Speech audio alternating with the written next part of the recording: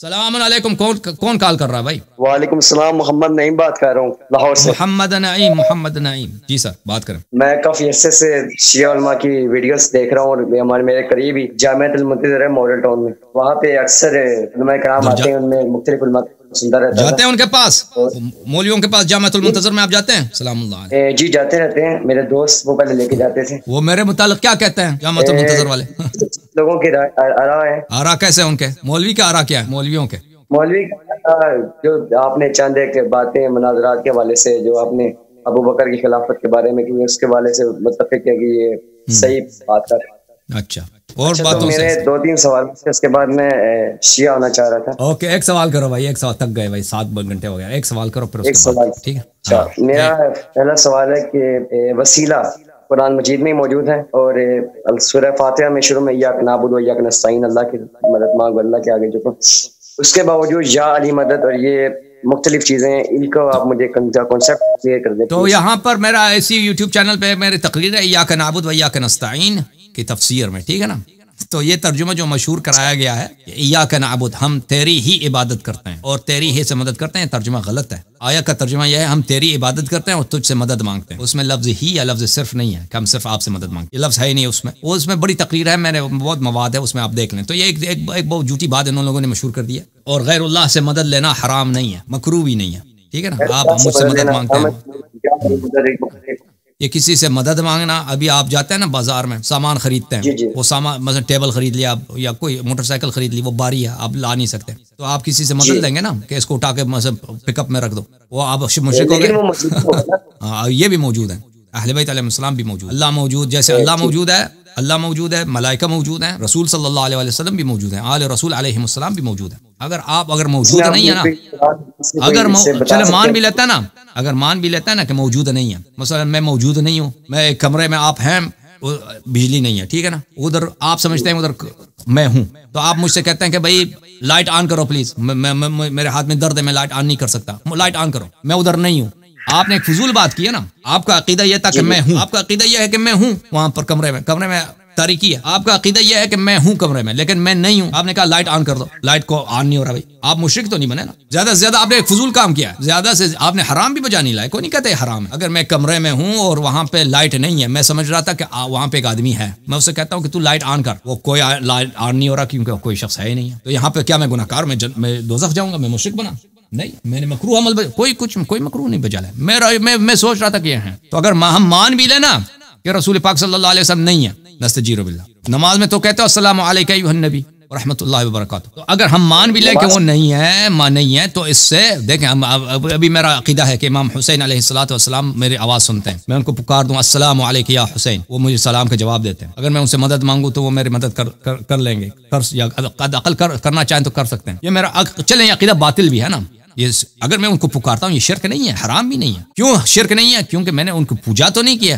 وہ چیز جو اللہ کے لیے مخصوص ہے وہ پوجا ہے, پرستش, عبادت. اگر میں اللہ کے ساتھ کسی دوسرے کی عبادت کروں, جی ہاں آپ کافر ہو گئے. اگر آپ کسی ایسے شخص سے مدد مانگتے ہیں جو آپ کی مدد نہیں کر سکتا, ٹھیک ہے نا.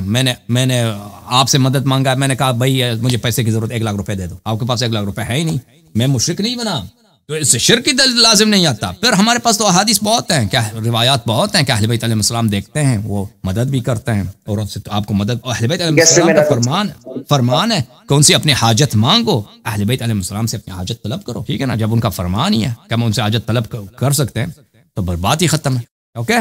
سیکنڈ میں آپ کو کہنا چاہوں گا کہ یہ جب معاویہ کے بارے میں یہ مختلف سنی علماء کو پتہ ہے کہ منافقت کیوں دکھاتے ہیں. جب محمد مرزا صاحب ان کو اس کو رضی اللہ تعالیٰ نے, اور ساتھ جو ہے وہ اس کی وجہ یہ ہے کہ ان کا عقیدہ خراب ہے نا, عقیدہ ہی باطل ہے. اور پھر یہ بہت سارے مولوی جو ہے دوسرے مولویوں سے ڈرتے ہیں, کہتے ہیں معاویہ کو اگر ہم نے کچھ کہہ دیا تو پھر وہ فتنہ کڑا کر دیں گے, ہماری وہ جو ہے مار دیں گے, تو اس سے بھی ڈرتے ہیں. تو ان کا پتہ نہیں چلتا, ایک تو ان کا عقیدہ بھی خراب ہے, اور پھر وہ اپنی دنیا کو بھی دیکھتا ہے نا, اپنی مصلحت کو بھی دیکھتے ہیں. اوکے.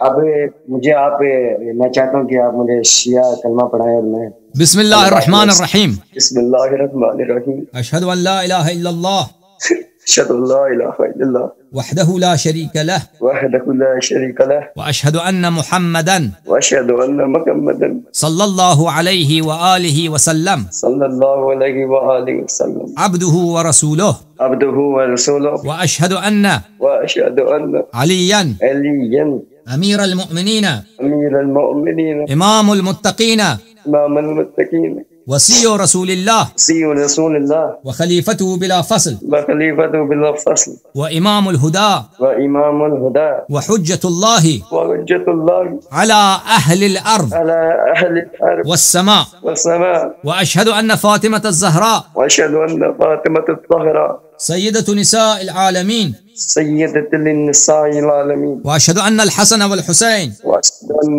حسن والحسين وعلي بن الحسين وعلي بن الحسين ومحمد بن علي ومحمد وجعفر بن محمد وجعفر بن محمد وموسى بن جعفر وموسى بن جعفر وعلي بن موسى وعلي بن موسى ومحمد بن علي ومحمد بن علي وعلي بن محمد وعلي بن محمد والحسن بن علي والحسن بن العلي والإمام ابن الحسن والإمام ابن الحسن المهدي المهدي حجج الله حجج الله وخلفاء الله خلفاء الله وخلفاء رسول الله وخلفاء رسول الله وأوسياء رسول الله وأوصياء رسول الله وأئمة الهدى. وأئمة الهدى.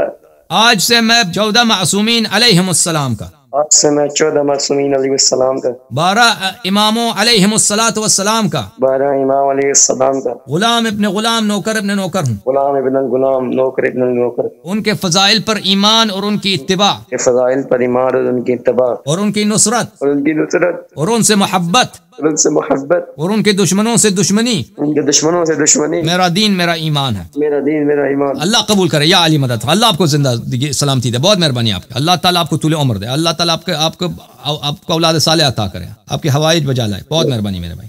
Thank you sir. شکریہ. شکریہ. خدا حافظ.